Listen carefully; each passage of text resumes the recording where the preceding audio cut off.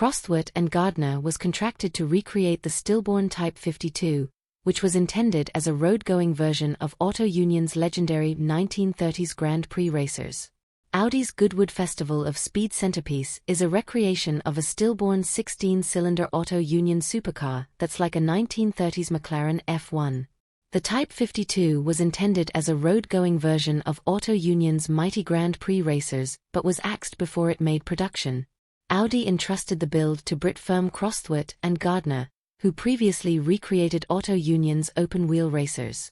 For anyone laboring under the misapprehension that pre-war cars are slow, boring, and all look the same, Audi has something on show at this weekend's Goodwood Festival of Speed that might change your mind. Called the Auto Union Type 52, it's scratch-built recreation of crazy 16-cylinder Auto Union supercar that was killed off at the design stage before it had the chance to hit the road. Auto Union was the precursor to today's Audi brand, and in the 1930s the firm dominated Prix F1 Grand Prix and Hillclimb competition with its mid-engine 16-cylinder monsters. But few people know that the firm, together with Ferdinand Porsche, also considered building a street-legal sports sedan from the same hardware that could have been used in events like the Mille Miglia. One with a 3-seat layout, just like a McLaren F1. Unfortunately for rich speed junkies keen to make the most of Germany's fledgling Autobahn network when Hitler was still a hero, the Schnellsportswagen eher fast sports car, as the original concept papers called it, never made it past the design stage. Until last year, that is, when British sports car specialists and Auto Union experts Crosthwaite Gardner finally finished a multi-year project commissioned by Audi to do what Auto Union's team couldn't. The original 1930s plan called for the sportback sedan-looking coupe to run a V16 engine displacing the same 4.4 liters as the 1934 Type A racers, but detuned to take normal pump gas.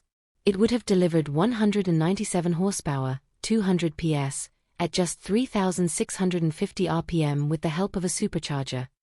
Enough for an impressive 124 miles per hour, 200 km/h top speed. But with the benefit of knowing how Auto Union's GP cars would develop in the years after the sedan project was canned, Crosthwaite Gardner upgraded this build to a 6.0-liter motor like the one in the 1936 Type C. Again equipped with a supercharger, but running at a much higher state of tune than was originally intended and requiring a special methanol fuel blend, it makes 513 horsepower, 520 PS. And while Audi doesn't quote a top speed, we imagine it could probably give plenty of modern performance cars a hard time in a top-speed shootout. Audi Heritage and Crosthwaite Gardner were forced to deviate from the plans in other areas, extending the wheelbase from 3,000 mm, 118.1 inches, to 3,315 mm, 130.5 inches, simply to make room for the powertrain and suspension. The build team thinks Audi would have had to make similar accommodations if they hadn't bailed at the on-paper stage. Compared to the cockpits of the no-nonsense Auto Union racers, the inside of the Type 52 appears rather more luxurious. Though the presence of rear doors makes it look like there should be 2 rows of seats, the reality is more like one staggered row, with the 2 outer chairs mounted slightly behind the centrally mounted driver's seat, and the giant V16 taking up all the room behind. Audi says the Type 52 is a one-off, but we wouldn't be surprised there are 1 or 2 billionaires visiting the Festival of Speed this weekend who will be determined to get one for themselves.